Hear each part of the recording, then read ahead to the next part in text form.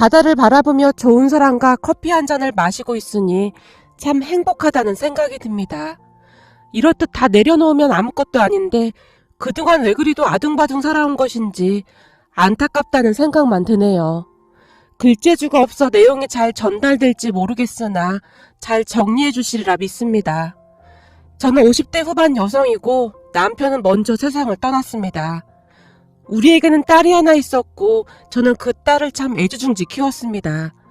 다행히 경제적으로 크게 힘든 건 없었기에 서로 의지하며 잘 살았어요. 살면서 재혼 이야기가 몇 번 오간 적도 있었지만 영 마음이 내키지가 않더라고요. 거기다 딸을 키우다 보니 제가 재혼하게 되면 혹시라도 딸이 눈칫밥이라도 먹지 않을까 하는 생각도 들었거든요. 돈 걱정은 없었기에 굳이 그렇게 복잡하게 살고 싶지도 않았고요. 그러던 어느 날 시부모님께서 저를 시댁으로 불렀어요. 우리 아들은 그리 됐어도 너는 먹고 살아야 하지 않겠냐? 우리 손녀 잘 좀 부탁한다. 라며 제게 재산 일부를 주셨어요. 아버님, 어머님, 그 사람도 없는데 제가 이걸 어떻게 받아요? 고모 주세요. 그래야 나중에 뒤탈이 없습니다. 남편이 살아생전 이것저것 많이 준비를 해놨었기에 딸과 둘이 살아가는데 큰 어려움은 없었으니까요. 사람 일 모르는 거 아니겠니? 그동안 네가 우리한테 그리도 잘했었는데 우리가 이 정도도 못해주겠냐? 혹시 살다가 좋은 짝 나오면 재혼도 하고 그렇게 살거라. 아직 한참 젊은데 그리 살 순 없는 노릇 아니겠니? 시아버님께서 한마디 한마디 진심을 담아 말씀하셨어요. 시부모님께서 어떤 분들이신지 잘 알고 있었기에 그분들의 마음이 제게 고스란히 와닿아 마음이 아려왔습니다. 아버님, 그이 그렇게 보내고 가만히 생각해보니까 저는 남편 복이 없는 사람인 것 같아요. 그런 사람이 다른 사람 만나서 잘 살 수 있을까요? 저는 그냥 이렇게 우리 수아랑 의지하면서 살까 해요. 재혼 잘못해서 괜히 우리 수아 눈칫밥이라도 먹으면 그것도 할 짓이 아니고요. 제가 시부모님께 조용히 말을 했어요. 제 말 듣던 시아버님께서 당부하듯 입을 여셨는데요. 그리고 내가 너한테 꼭 하고 싶은 말이 있는데 네 인생도 참 중요한 거다. 너무 자식을 위해서만 살지 말고 네 행복도 생각하며 살거라. 그동안 너 사는 거 보면 남편이랑 자식한테 너무 희생만 하고 살았잖니? 그렇게 나이 들면 후회밖에 안 남는 거야. 그러니까 간간히 네 인생을 찾아서 살도록 노력해야 하는 거야. 자식이 귀한 건 알지만 자식이 네 인생을 대신 살아주는 건 아니잖니? 그 뒤 시아버님께서는 제게 재산 일부를 주셨습니다. 이건 그동안 네가 우리한테 해줬던 것에 대한 우리 마음이다. 자식들보다 네가 우릴 더 챙기고 아꼈잖니? 넌 우리 자식이나 매 한 가지였다. 그러니까 앞으로는 찾아오지도 말고 행복하게 살아. 너 가고 나면 우리도 이사 갈 거야. 그러니까 우리 찾을 생각도 하지 마. 시아버님께서 단호하게 말씀하셨는데 옆에 앉아 계시던 시어머님께서는 눈물만 흘리고 계셨어요. 여보, 아무리 그래도 그렇지 며느리랑 연락은 하고 지내도 되잖아. 그동안 자식보다 더 살갑게 지냈는데 갑자기 이렇게 연락을 끊어버리면 난 어떻게 살란 말이야. 시어머니 눈에서 눈물이 끝도 없이 흘러내리고 있었어요. 이 사람아, 정신 차려. 우리가 놔줘야 수아 이미도 새 삶을 사는 거야. 우리 아들 그리 된 순간부터 우리 이젠 남남인 거야. 수아 애미도 새 인생 살아야지. 시아버님께서 호통까지 치셨어요. 아버님, 가끔 연락 정도는 해도 되잖아요. 굳이 이렇게까지 해야 해요? 가끔 연락? 그게 될 거 같니? 우리가 조금만 아파도 안달복달하던 네가 그게 될 거 같아? 이럴 땐 차라리 네가 우리 자식들처럼 인정머리 없었더라면 오히려 더 좋았을 것 같구나. 암튼 우린 다음 달 중으로 이사 갈 거니까 너도 잘 살아. 우린 이제 남남인 거다. 이제 그만 돌아가거라. 시아버님께서 시어머님을 이끌고 방으로 들어가셨어요. 그리고 시부모님은 정말로 이사를 가셨습니다. 신우이에게 연락을 해봤지만 신우이와도 연락이 되지 않았습니다. 한동안은 시부모님을 찾아 헤매기도 했지만 시부모님은 감쪽같이 자취를 감춰버린 채 사라졌어요.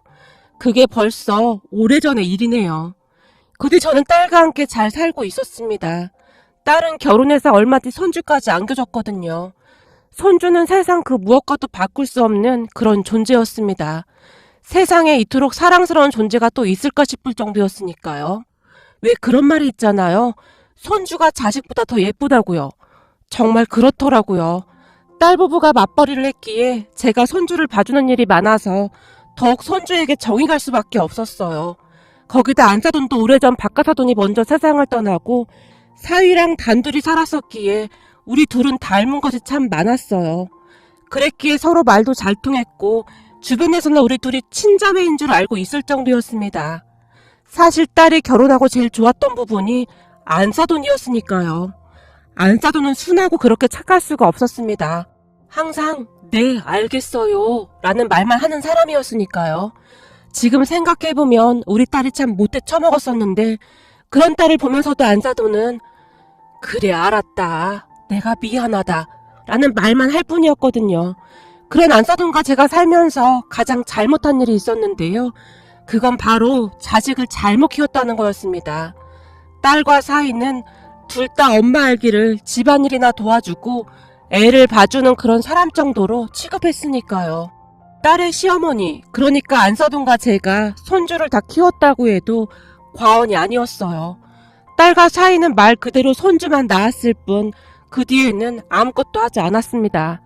먹이는 것부터 재우는 것까지 모두 안사돈과 저의 몫이었고 예방접종을 하러 가는 것도 우리들이 다 했으니까요.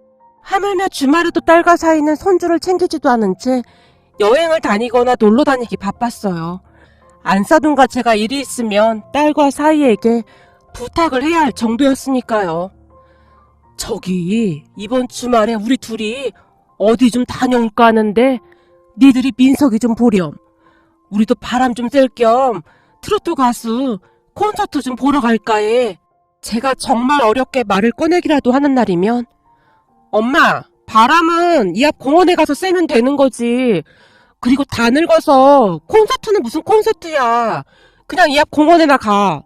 콘서트 가봤자 사람만 많아서 복잡하고 머리만 울린다니까. 그리고 우리도 주말에 약속했단 말이야. 그러니까 엄마가 취소해. 맞아요 장모님. 이렇게 갑자기 말씀하시면 어떡해요. 저희도 이미 약속 잡아놔서 어쩔 수가 없어요.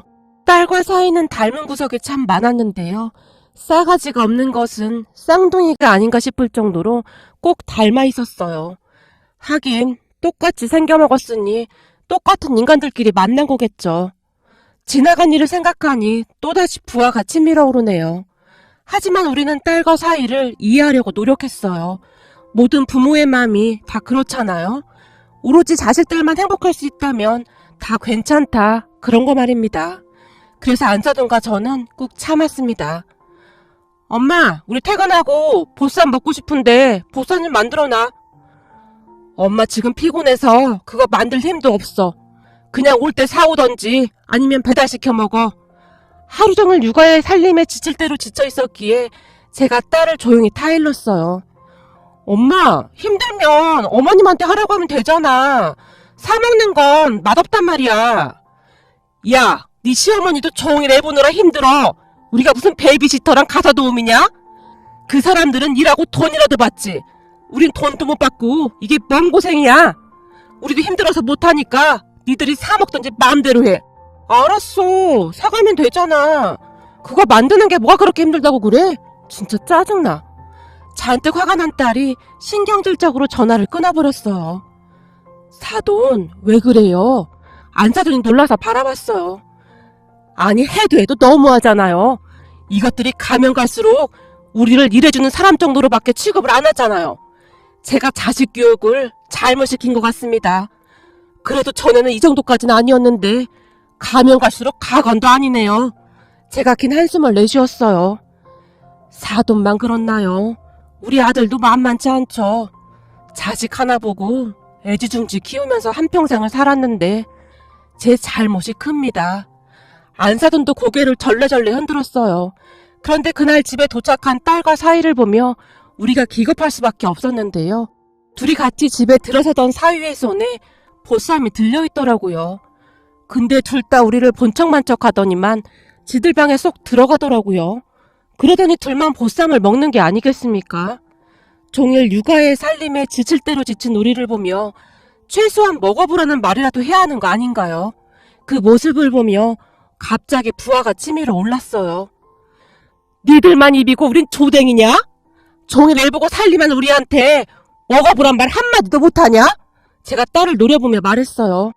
아까 엄마랑 어머님 먹는다는 말 없었잖아. 그럼 더 사오라고 하지 그랬어. 딱 2인분만 사와서 안 돼. 딸이 딱 잘라서 말했어요. 안 먹는다 안 먹어. 니들끼리 많이 처먹어. 사올 때 좀 더 사와서 같이 먹으면 좀 좋아. 참 인정머리 하고는. 엄마 오늘따라 왜 자꾸 신경질이야. 그럼 와서 먹던지. 됐다. 우린 이만 갈 테니까 니들끼리 실컷 처먹어. 우리도 가서 맛있는 거 먹을 테니까. 제가 안 사던 손을 잡고 그곳을 나오려고 했는데요. 엄마 민석이도 데려가야지. 그 와중에 딸이 손주를 데려가라는 말을 하더군요. 니들 자식 니들이 봐. 우리도 좀 쉬어야겠다. 그러는 게 어딨어. 그럼 진작 말을 했어야지. 지금 말하면 어떡해. 딸이 다시 신경질을 부렸어요. 엄마 그럼 엄마가 민석이 좀 데리고 가. 사이가 안사돈을 바라봤어요. 안사돈도 지금 안 되네. 요즘 몸이 안 좋아서 말일세. 제가 사위의 말을 무시한 채 안사돈을 데리고 그곳을 나와버렸습니다. 사돈 괜찮을까요? 안사돈이 걱정스레 물었어요. 괜찮지 않으면요. 둘 다 아주 인간 말종입니다. 진짜 가면 갈수록 이런 개차반들이 없네요. 그렇게 안사돈과 저는 가까운 소고기집으로 향했습니다. 우리는 소고기 먹읍시다. 사돈 소고기 좋아하잖아요. 그럴까요? 소고기 좋죠. 그래도 안사돈이 이렇게 든든하게 제 옆에 있어주니 얼마나 다행인지 모르겠습니다. 만약 저 혼자 당했으면 어쩔 뻔했어요. 순간 안사돈의 눈시울이 붉어져 있었습니다. 그날 처음으로 안사돈이 제게 속마음을 이야기했습니다. 조금 전에도 말씀드렸듯이 안사돈은 절대 남의 험담을 하는 사람이 아니거든요. 항상 다 괜찮습니다 라고 말하던 사람인데 말은 안 하고 있었지만 안사돈도 사람인데 아무래도 그동안 쌓인 게 많긴 했겠죠. 그렇게 우리는 소고기를 주문해서 맛있게 먹었는데 어느 순간 안사돈이 눈물을 흘리지 뭡니까? 사돈 왜 그래요? 제가 자식 교육을 잘못 시켰나 봅니다. 안사돈이 맥주까지 들이키며 눈물을 흘렸습니다. 아마도 그때부터였던 것 같습니다. 그동안은 둘 다 자식만 보고 살았었는데 그게 잘못된 것임을 조금씩 깨닫기 시작했으니까요. 하지만 그 뒤에도 딸과 사이가 열뻗치게 하는 날이면 둘이 같이 한 잔씩 하면서 그냥저냥 살고 있었습니다. 하지만 우리의 마음이 조금씩 바뀌어가고 있었기에 우리와 딸 부부 사이에 말다툼이 조금씩 늘어만 갔습니다. 어느 날은 안사돈과 제가 화가 나서 시위를 하기도 했으니까요. 그러니까 주말에 손주를 못 봐주겠다며 으름장을 놓은 적도 있었는데요. 그 주 일요일날 안사돈과 둘이 집에서 드라마를 보며 치킨을 시켜 먹으면서 여유로운 시간을 보내고 있었어요. 사돈, 치킨에는 맥주 아니겠어요? 우리도 맥주 같이 먹을까요? 치킨을 먹던 제가 안사돈을 바라봤어요. 맥주요? 그래도 지금 벌건 대낮인데 낮술은 애미애비도 못 알아본다고 하던데 좀 그렇지 않을까요? 아이고 사돈, 우리한테 애미가 있습니까? 애비가 있습니까? 좀 못 알아보면 어떻소? 우리도 그런 휴식이 있어야 하지 않겠소? 제가 안사돈을 꼬셨어요. 그럼 그럴까요? 하긴 뭐 둘이 웬종일 집에만 있는데 뭔 상관이겠어요? 그럼 그러지요. 그렇게 제가 맥주와 소주를 사서 집 안으로 들어갔어요. 사돈, 소주는 왜 샀어요? 안사돈이 놀라서 제게 물었어요. 사돈, 제가 얼마 전에 보니까 맥주랑 소주를 섞어 먹으면 그렇게 맛있대요. 우리도 그거 한번 만들어 먹어봅시다. 내가 만드는 법도 다 알아봤습니다.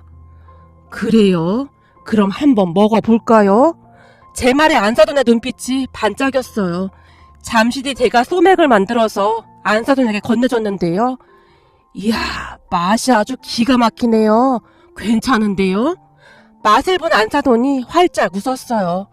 그렇죠. 제가 그랬잖아요. 맛이 아주 기가 막히다고요. 그렇게 안사돈과 저는 꽤 많은 양의 소맥을 마셨던 것 같은데 그 다음은 기억이 없습니다. 그 뒤에 우리는 거실에 대자로 뻗어서 다음날까지 잠이 들어버렸거든요. 엄마! 어머님! 밖에서 문 두드리는 소리가 나서 시계를 보니 다음날 아침이었으니까요. 에그머니나 이를 어째? 사돈 일어나봐요. 큰일 났네. 제가 안사돈을 흔들어 깨웠어요. 그리고는 급히 문을 열었는데요. 엄마, 우리 출근해야 하는데 이러고 있으면 어떡해. 뭐야, 어머님도 여기 계셨던 거야? 요즘 두 분이 왜 이러는 거야? 우선 민석이 좀 받아봐. 나 지금 가도 지각이란 말이야. 도대체 왜 이러는 거야? 라며 딸이 손주를 우리에게 맡긴 채 서둘러 출근을 했어요. 사돈, 우리 어제 얼마나 마신 겁니까? 글쎄요, 기억도 잘 안 나네요. 둘이서 마주보고 얼마나 웃었는지 모르겠습니다. 그 뒤에도 우리는 간혹가다 소맥을 마시며 하루하루 버티면서 살고 있었습니다. 그러다가 결국 사건이 터지고 말았는데요. 어느 날 안사돈이 사돈, 내가 몸이 으슬으슬한 게 감기 몸살 기운이 있는 것 같아서 혹시나 사돈이랑 민석이한테 옮기면 안 되니까 오늘은 병원 좀 갔다가 집에 있을게요. 하루만 사돈이 민석이 좀 봐주실래요? 안사돈이 잔뜩 쉰 목소리로 힘겹게 말했어요. 괜찮다 받아요. 근데 어디 많이 아프신 건 아니죠? 병원은 꼭 가봐야 합니다.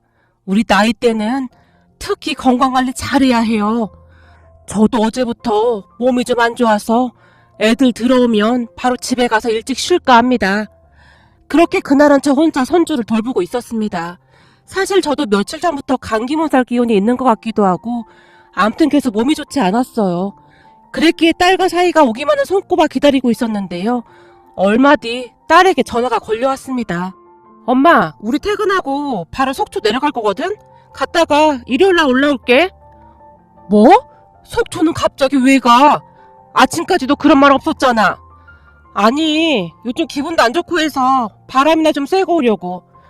수아야, 오늘은 그냥 집에 일찍 오면 안 되겠니? 엄마 몸이 좀 안 좋아서 그래. 며칠 전부터 열도 좀 나는 것 같고. 그때 당시 저는 이미 녹초가 되어 있었기에 제가 힘겹게 말을 꺼냈어요. 안 돼. 벌써 숙소 다 예약했단 말이야. 그리고 엄마 아프면 시어머니한테 민석이 보라고 하면 되잖아. 네 시어머니도 지금 몸이 많이 안 좋아서 병원 다녀왔어. 그러니까 오늘만 일찍 들어와. 지금 엄마 몸이 너무 안 좋아서 그래. 안 돼 엄마. 이미 스케줄 다 잡아놨는데 절대 안 돼.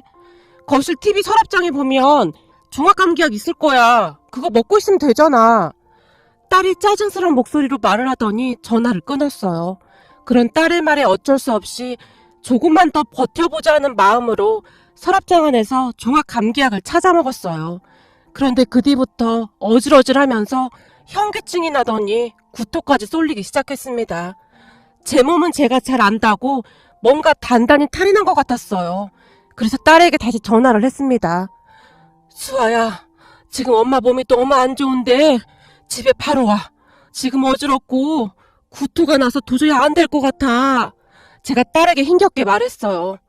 엄마, 안 된다니까 자꾸 왜 그래. 우리 지금 톨게이트 빠져나와서 고속도로 탔어. 못 돌아가. 넌 지금 엄마가 아프다는데 어쩌면 이럴 수가 있어. 엄마, 오늘따라 왜 그래. 그냥 좀 누워있으면 되잖아. 나 바쁘니까 전화 못 받아. 딸이 다시 전화를 끊었어요. 아마도 그때부터였던 것 같습니다. 딸과 사위에게 그나마 남아있던 정조차 뚝 떨어졌던 것이 말이죠. 그 뒤 몸은 더욱 안 좋아졌고 결국 제가 안사돈에게 전화를 했습니다. 안사돈, 정말 미안한데요. 제가 지금 몸이 너무 안 좋아요. 저 좀 도와주세요. 힘겹게 말을 하던 제가 휴대폰을 놓쳤어요. 사돈, 잠깐만 기다려요. 내가 지금 바로 갈게요.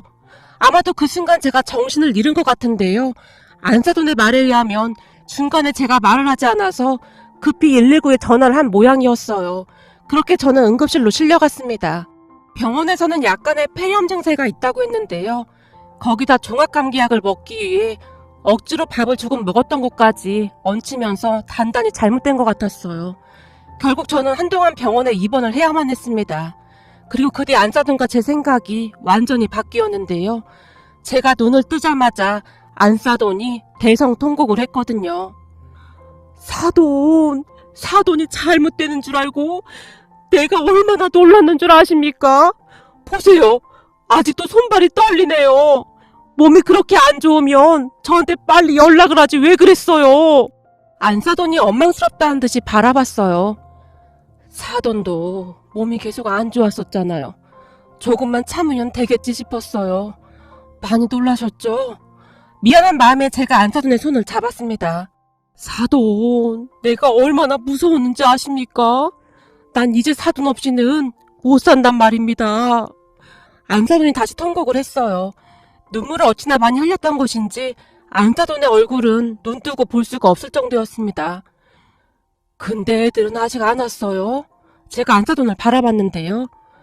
말도 마세요. 둘 다 전화도 안 받고 이런 싹퉁바가지들이 어디 있단 말입니까? 나도 이제는 더 이상 못 참습니다. 둘 다 아주 가만 안 둘 참입니다. 지금껏 살면서 싫은 소리 한번 해본 적이 없던 안사돈의 입에서 험한 말들이 새어나왔어요. 그러다가 안사돈이 신고 있는 신발을 보게 되었는데요. 세상에나 신발을 짝짝으로 신고 있지 않겠어요? 근데 사돈, 신발이 왜 그래요? 말도 마세요. 사돈 전화 받고 민석이 급히 옆집에 부탁하고 얼마나 놀랐던지 신발이 이 지경인지도 몰랐지 뭡니까. 어쩐지 계속 쩔뚝거려지길래 이상해서 봤더니 이렇게 신고 나왔더라고요. 그렇게 일요일 저녁이 돼서야 딸과 사이가 병원으로 찾아왔는데요. 우린 이렇게 아픈지 몰랐지. 그럼 많이 아프다고 말을 했어야지. 라는 말을 할 뿐이었어요. 만약 그때 그 순간 딸과 사이가 잘못했어요. 우리가 생각이 짧았어요. 라며 진심으로 뉘우쳤다면 최악의 상황까지는 가지 않았을까 생각해 볼 뿐입니다. 그 사건으로 인해 안사돈과 저는 180도로 돌변했으니까요. 먼저 말을 꺼낸 건 착하디 착한 안사돈이었습니다. 사돈, 우리가 이 정도로 키웠으면 부모돌이는 다 한 거 아닙니까? 그렇죠. 우린 할 만큼 했죠. 제가 씁쓸한 표정으로 안사돈을 바라봤어요. 그럼 우리도 이제는 우리 인생 삽시다. 네? 우리 인생이요? 제가 놀라서 다시 안사돈을 바라봤는데요. 우리가 언제까지 자식들 뒤치다거리만 하고 살 수는 없지 않습니까? 그렇긴 하지만 그럼 뭘 어떻게 하자는 거죠? 이참에 자식들과 인연을 끊읍시다. 사돈도 이번에 저 둘이 하는 행동 봤잖아요. 전혀 미안해하지도 않고 사람이라면 저럴 수는 없는 겁니다. 안사돈의 눈이 이글거리고 있었어요. 그런 안사돈의 이야기를 들으며 다시 화가 치밀어 올랐습니다. 사돈 119에 실려가는 거 보고 제가 얼마나 무서웠는지 압니까? 우리 둘이 오래오래 같이 살면서 소맥도 먹고 소고기도 먹고 예쁜 옷도 입고 그러고 삽시다. 안사돈이 제 손을 꼭 붙잡았어요. 그럼 이왕 이렇게 된 거 안사돈 소원이라던 그것도 하나 살까요? 제 소원이요? 네, 사돈이 그렇게 소원이라던 그 캠핑카요. 전에 소맥 마시면서 그러셨잖아요. 아무도 없는 조용한 바닷가에 캠핑카 세워두고 별도 세고 노래도 부르고 그러고 살고 싶다고요. 그치만 캠핑카 그거 엄청 비싼 거 아닙니까? 안사돈이 걱정스레 바라봤어요. 사돈, 우리가 돈이 없기랍니까? 가오가 없기랍니까? 이왕 이렇게 된 거 한번 질러봅시다. 그 뒤에 우리는 캠핑카를 알아보러 다니기 시작했습니다. 근데 제가 운전면허가 없어서 어쩌죠? 안사돈이 걱정스레 물었어요. 운전면허는 제가 있으니까 괜찮긴 한데 이번 참에 사돈도 운전면허 땁시다. 그거 해보면 별거 아닙니다. 저도 다음 주부터 도로 연수를 좀 해야겠네요. 장롱면허라서요. 이제부터 본격적으로 준비를 해야 하니까요. 그렇게 안사돈은 부랴부랴 운전면허 학원에 등록을 했고 저는 운전 연수를 시작했어요. 사돈, 필기가 원래 이렇게 어려운 건가요? 필기 시험에서 떨어진 안사돈이 울상을 지었어요. 오랜만에 책을 봤는데 당연한 거 아니겠습니까? 너무 조바심 내지 말고 하세요. 제가 옆에서 안사돈을 도왔고 안사돈은 3번을 떨어지고 4번째 당당히 합격을 했어요. 그때의 기분은 세상을 다 가진 그런 기분이었답니다. 우리는 그렇게 딸과 사위 몰래 철저히 준비를 해나갔습니다. 우선 우리가 가지고 있던 양쪽 집을 처분했고 몇 달을 알아보다가 결국 캠핑카를 샀습니다. 캠핑카를 보며 안사돈이 좋아한 건 말할 것도 없었고요. 세상에나 이렇게나 좋네요. 집이 따로 없어요. 바닷가에 차 세워놓고 소맥에 치킨 먹으면 아주 좋겠는데요. 안사돈이 마치 아이처럼 활짝 웃었어요. 우리는 나름 몇 달 동안 철저하게 계획을 세웠고 드디어 떠날 날이 다가오고 있었습니다. 그동안 딸과 사위에게 어찌나 실망만 했던지 아쉬운 것도 없었습니다. 물론 그동안 키운 손주가 보고 싶겠다라는 생각을 잠시 했지만 어쩌겠습니까? 우리 인생이 더 중요한 거 아니겠습니까? 그리고 얼마 뒤 우리는 모든 것을 정리한 뒤 주말 새벽 캠핑카를 타고 그곳을 떠났습니다. 둘 다 휴대폰까지 꺼버렸기에 딸과 사이가 난리가 난 건 말할 것도 없었고요. 더군다나 나중에 안사돈 집과 우리 집까지 다 팔아버렸다는 것을 알고 둘이 더 혼비백산했지만 우린 눈 하나 깜빡하지 않았습니다. 얼마 뒤 둘 다 휴대폰 번호까지 바꿔버렸거든요. 그러한 사실에 딸이 큰 충격을 받은 채 우리 친정오빠, 그러니까 딸한테는 외삼촌이죠. 외삼촌을 찾아간 모양인데요. 외삼촌, 엄마가 연락이 안 돼요. 집까지 다 팔고 도망갔어요. 외삼촌이 어디 있는지 아시죠? 딸이 따져 물었다는데요. 내가 알긴 어떻게 알아? 한 달 전인가? 모르는 번호로 전화가 와서 받았더니 네 엄마더구나.